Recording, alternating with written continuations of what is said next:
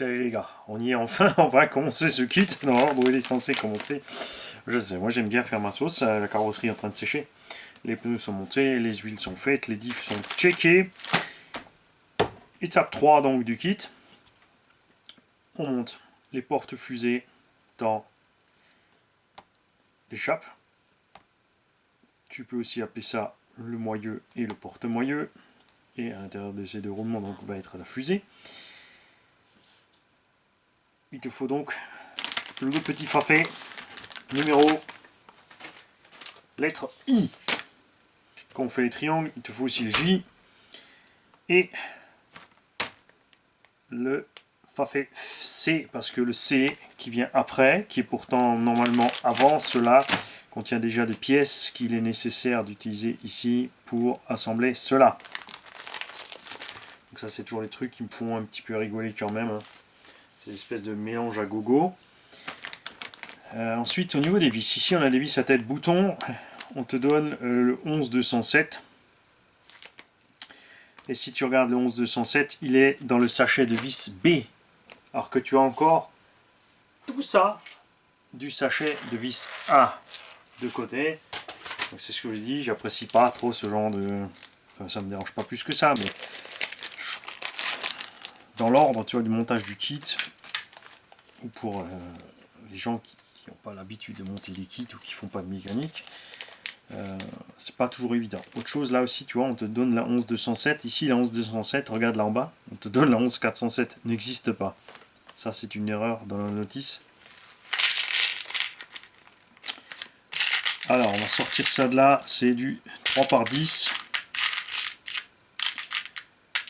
Donc, une taille relativement standard. C'est l'échelle 1 sur le plan, donc ça va. Il en faut 4. Fais gaffe parce que dans les sachets, comme c'est pas classé par taille de vis, ce qui aurait été, je pense, bien plus judicieux, même si tu as plusieurs sachets tout le long du kit, au moins dans chaque sachet tu as une taille précise de vis, plutôt que d'avoir un mélange là, parce qu'on a des vis de 2,5, des vis de 3, on a des grandes, on a des petites, il y a vraiment de tout là dans ce kit. Ensuite, on te donne deux roulements, 8, 16, 5, donc standard, ce qui est en 8ème. Sur le devant, on est un peu plus petit, bon, c'est pas très grave, on dit c'est un engin qui sera pas trop violent. Et ces roulements sont à l'intérieur du dernier sachet là.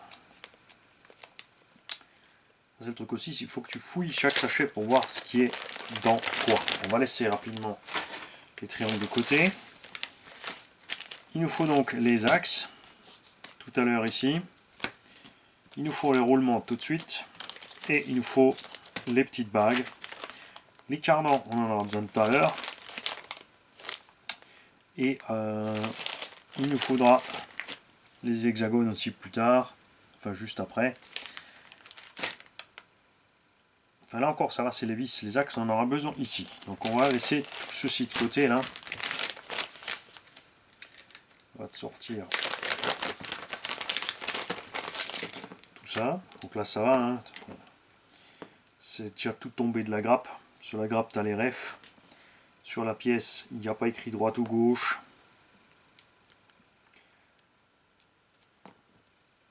Mais ça se laisse trouver facilement, puisque ce ne sont pas des pièces symétriques. C'est bien pour ça qu'il y a droite et gauche. Hop, hop. On va mettre ça de côté. Il te faut, ici, elles sont là, deux bagues en bronze. 41-205. Il n'y a pas de ref ici. Il faut aller voir dans la nomenclature de la notice. Tu vois, donc tu es là dans ton kit, tu sors tes bagues en bronze, tu reviens au début de la notice, tu reviens sur ta page. Je suis pas fan. Après, tu peux faire par déduction. Tu n'en as que 4 qui sont plus petites que toutes les autres. 5, 6. Toutes les autres sont des grandes. Étant donné que celles-là vont aller dans les triangles avec les vis plus longues, métalliques ce seront les plus grandes aussi, point de vue dessin. Si le dessin colle bien, c'est le cas, je dois dire cette notice, on est quand même assez précis sur les tailles indiquées.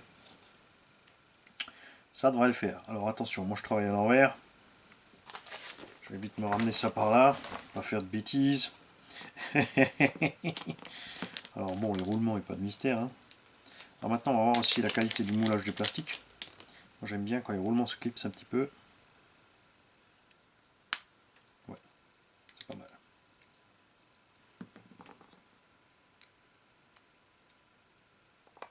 Les roulements sont bien maintenus. Les pièces sont pas très épaisses. Hein. Donc il faudra quand même faire gaffe avec le poids du bestiau sur les chocs, les retournements, tout ça. Là, tout se passe bien. Petite bague en bronze vient de l'intérieur, elle cale aussi en hauteur, tu vois. Tu mets ta petite 3x10. Hop. Mauvaise visseuse. Quoi, le gars il a plusieurs visseuses et tout. Ah oui, comme on débite un petit peu ici de niveau travaux, ça va plus vite d'avoir plusieurs visseuses avec plusieurs embouts. Alors déjà tu vois, tu peux pas serrer comme tu veux. Si tu serres trop fort, tu as la possibilité de serrer trop fort, tu vas faire coincer tes moyeux. Ça c'est pas cool. Donc c'est ce que je dis toujours, avec toute pièce en mouvement, tu fonctionnes toujours, tu check qu'elle fonctionne bien avant de passer à une autre étape. Tu vois, là on est bien libre, ça c'est bon. C'est serré en plastique, ça bougera pas. La visserie quand même, on a déjà des petits, c'est un petit peu piqué de rouille déjà sorti de la boîte. On n'a pas de tampon dessus pour on n'arrive pas à voir le fabricant ni la qualité de la visserie. Ça m'ennuie un petit peu. Sur un kit à ce prix là, c'est vraiment pas cool si tu te retrouves avec des choses qui rouillent rapidement.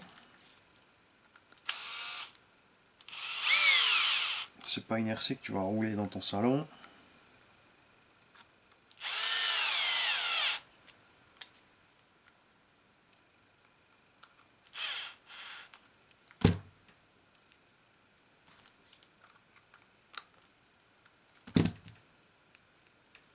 Un petit peu en bas. Voilà, là on est bien libre. On va attaquer les triangles, sur lesquels aussi ils ont fait un truc qui est un peu courant en ce moment, c'est-à-dire d'avoir une doublure du triangle inférieur ici, qui te permet de monter la solidité sans être trop mastoc non plus sur le plastique. C'est un peu plus rigide, mais en gardant un certain flex quand même. Mais t'invites qu'avec un bon mélange de plastoc, tout se gère en une fois.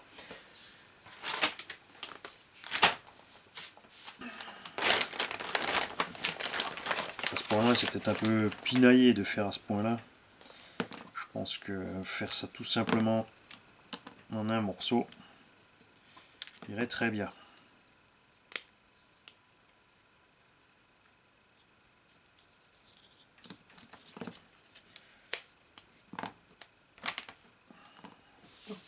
Petit coup de cutter.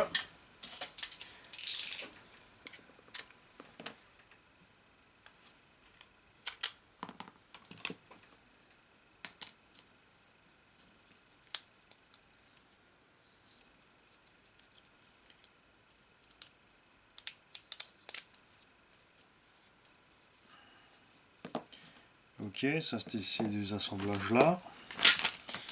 Le triangle supérieur encore de côté. Là-dessus il reste plus que des pièces de bulkhead. Alors c'est très intéressant parce que le bulkhead là-bas a un carter métallique et ça, donc ça va aller se visser par-dessus la partie métallique. Puisque ça maintiendra juste les triangles. La solidité sera faite par une structure métallique. Ça me paraît bien balèze. Par contre, peut-être fait un peu compliqué chez Cross RC, je pense. Les triangles sont symétriques, pas les supérieurs par contre. On va évidemment laisser la place à la morteau. Je vais vite jeter un œil. Ouais, ils ont des références différentes quand tu les enlèves de la grappe en fait. Après le dessin te les indique vers l'arrière, pas vers l'avant. priori, a fortiori, on devrait être bien. Après, on va que se marrer de toute façon si c'est nouveau pas dans le bon sens. Les 4 grandes vis. Écrou.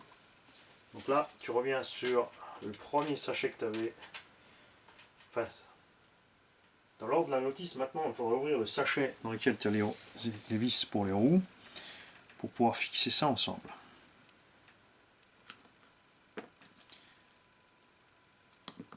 Donc, petite bague en laiton.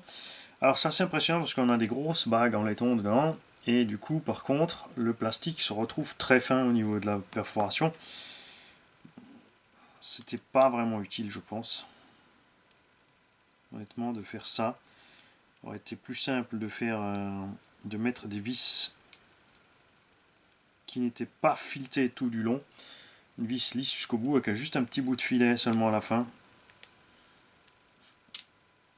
pour mettre l'écrou, et le reste en plastique complet. Parce que ça ne va vraiment pas apporter grand chose à la construction.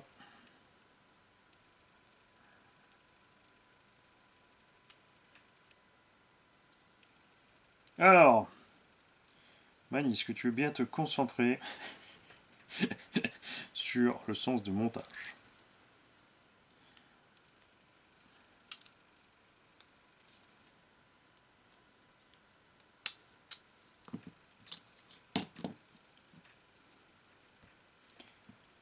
Le triangle n'a pas de sens, il faut juste qu'il soit bien vers l'arrière avec la boucle. Ce qui vient de dire que l'amortisseur est monté vers l'arrière. Et pas exposé en avant, comme c'est le cas sur beaucoup d'engins.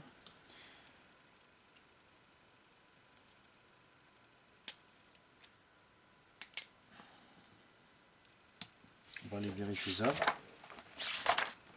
Ah, ça c'est dommage, hein, les amortos ils te les montent toujours tout à la fin. Moi j'aime bien les monter tout de suite.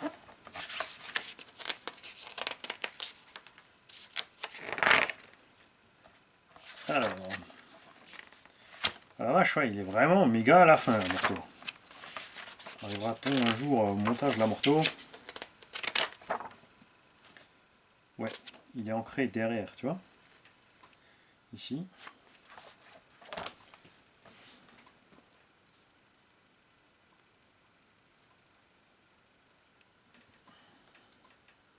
Alors autant sur les jantes, on est peut-être un peu juste avec les écrous, ils auraient pu mettre du 4x12 au lieu du 4x10.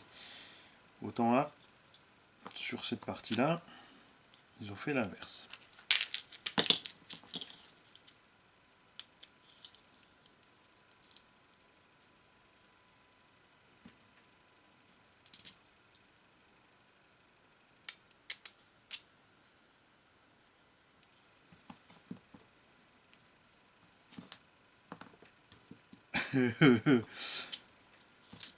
Mani fait n'importe quoi.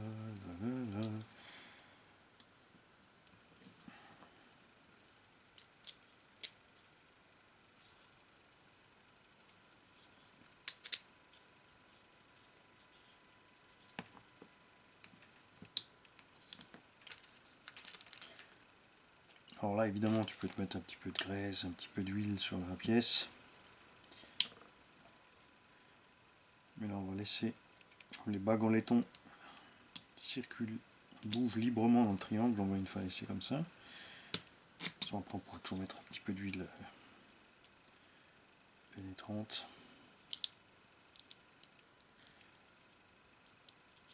Alors ça, c'est impressionnant aussi. L'autre, enfin, c'est impressionnant. Cet engin, une fois fini, a théoriquement le gabarit du Traxxas UDR.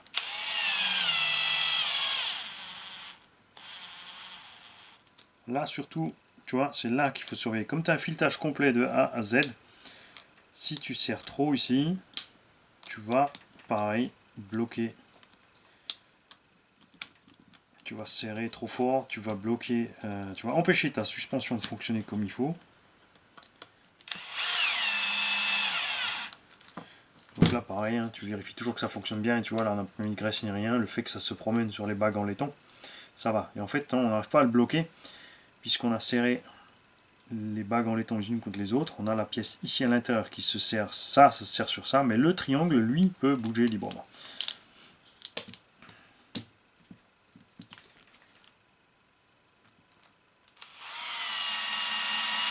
On aura du coup par contre toute l'usure en mouvement qui sera fait sur le triangle.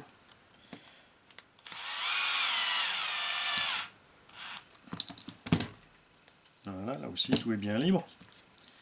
Ok, on va revenir à l'étape normale du plan.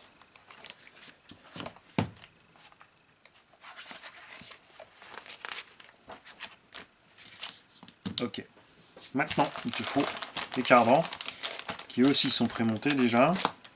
Il te faut les axes de suspension et qui sont montés avec des circlips.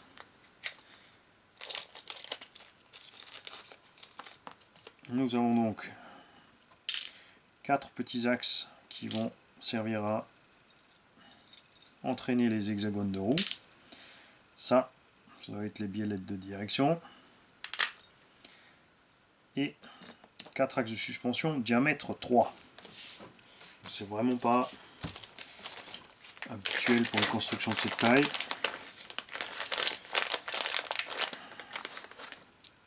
Deux hexagones, tu vois, qui sont bien mastoc ceux-là par contre, qui en plus peuvent être serrés par un petit BTR pour pas aller se promener, donc ça on verra si c'est utilisé ou pas.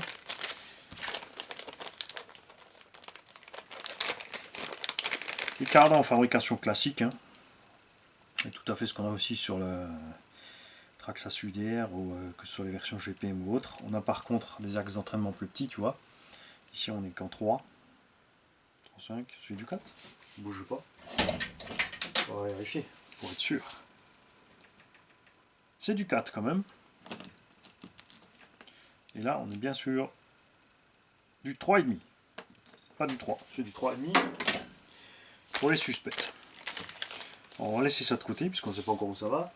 Et tu vois, tu commences au fur et à mesure du kit à avoir des sachets de partout, des tailles de vis un peu qui se promènent partout. Ça, je suis pas trop fan. Très bien. Donc là, c'est un grand classique. Tu mets ça là-dedans. Souvent aussi, on met un petit peu de graisse là à l'emmanchement pour éviter, ensuite, une fois que de l'eau est passée, de se retrouver avec une pièce grippée dans le roulement qui t'obligera à utiliser de force pour la sortir, alors que si tu es graissé sur la portée du roulement, tu es tranquille. On va faire tout de suite les deux.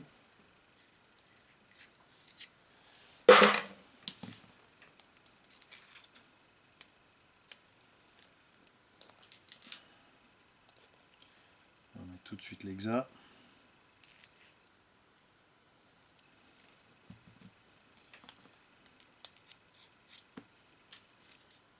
Alors, est-ce que sur le plan, oui, il y a un petit BTR 11405. Et maintenant, nous allons chasser. Donc, dans quel sachet est le 11405? Ça, c'est toujours les trucs qui me font un petit peu délirer.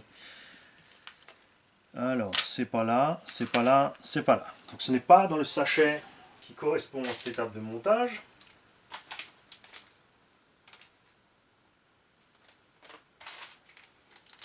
Ce n'est pas dans le sachet, dans le premier sachet que l'on a ouvert.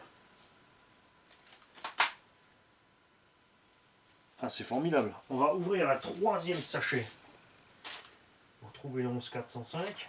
Ouais. On a un sachet séparé par contre, bon ça va, ça je comprends. Avec tous les petits BTR.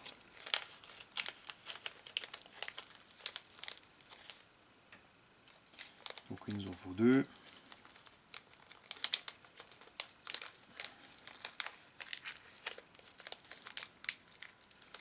Là ça tombe bien en fait, parce que ça c'est pareil.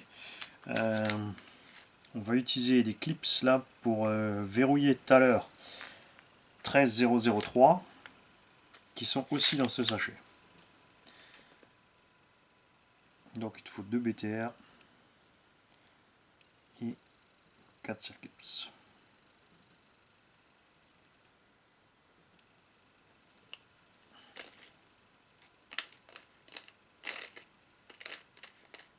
Voilà. On les a là. Alors là, je vais pas mettre de loctite. En plus, ça sera prisonnier par la jante, ça va. C'est juste pour que tu ne perdes pas tes hexagones. Une fois que tu as monté la chose, alors c'est un peu fou quand même parce que tu as des... Si les triangles avaient été plus longs, plus conséquents, plus gros, ils auraient pu mettre un hexagone normal. Là, ils ont triché sur la largeur avec l'hexagone. Très bien. Cardan dedans, on a tout monté. On n'a pas passé cette étape-là puisque c'est pré-monté. Et très intéressant, regarde. Tu as une goupille au détail 41704. Là, c'est une seule pièce. Tu vois? Alors, à voir si après en commandant, on peut avoir les goupilles à part, pour les sortir à part, ou pas. Polkette. Alors, marrez-vous, moi je suis à l'envers. Ouais, c'est quand c'est plus assez compliqué à monter pour toi, tu commences à faire les choses à l'envers, tu comprendras quand tu seras. Ouais. Alors, on a ceci vers l'avant pour vous. Je vais quand même le tourner.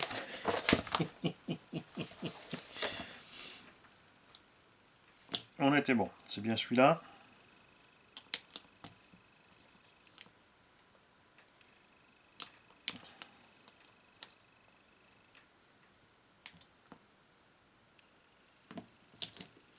Perdu, et c'est encore.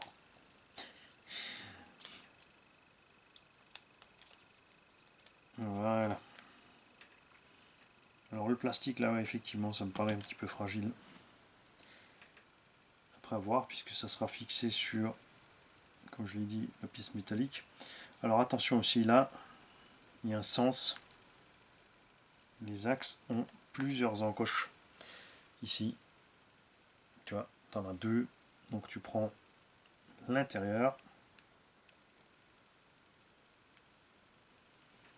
Là, ça tient mieux que sur la suspension.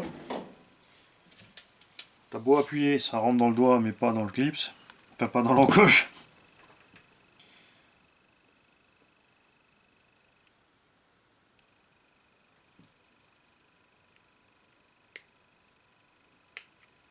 Alors, j'ai aussi reçu que, tu vois, il n'y a que 4 circlips. Là, que c'est prévu pour fixer derrière. Après voir, donc, souvent, quand on met qu'un seul circlips, c'est parce que l'axe est bloqué sur l'avant, quelque chose, soit un élément de pare-choc ou une cale.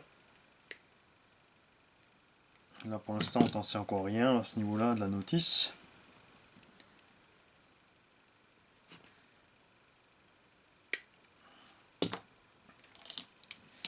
Voilà. Donc là, par contre, on est bien dans le plastique. Je vais mettre un tout peu de graisse au passage.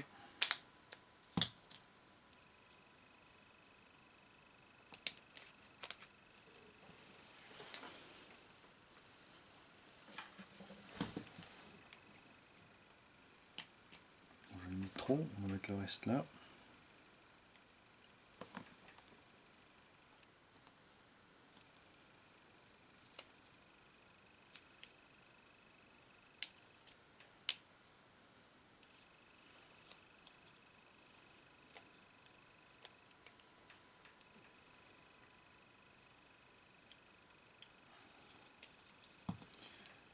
Voilà.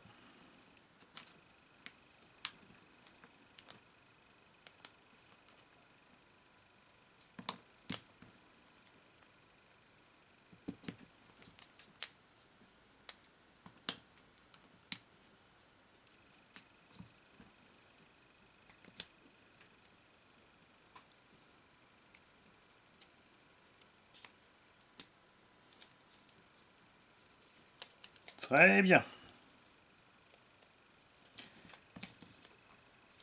Ensuite, nous allons attaquer la direction. Donc je vais faire un poste à part pour l'élément de la direction, puisque c'est juste une platine complète. Ensuite, nous avons l'étape de la boîte de vitesse que nous ne ferons pas, puisqu'elle est pré-montée. On a par contre au passage l'installation des cerveaux. Donc ça je vais faire puisque moi je vais mettre des cerveaux qui n'ont pas cette dimension là. Je vais fabriquer une platine pour adapter mes cerveaux. Je vais évidemment brancher une radio, un récepteur pour faire tout ça. Ensuite nous aurons l'étape de montage du moteur, enfin du cache moteur. Va peut-être falloir la faire quand même puisque comme dit cette boîte de vitesse est ouverte partout et il est possible qu'une fois que l'élément là du moteur soit monté, on soit effectivement fermé, verrouillé à ce niveau là. Donc ça je vais le faire et je le montrerai après. Le pont arrière c'est pareil, il est prémonté. Donc on va s'attaquer pour l'épisode qui suit celui-ci à cette direction. À demain, ou après-demain, ou tout à l'heure. J'en sais rien encore à ce moment-là. Salut les gars.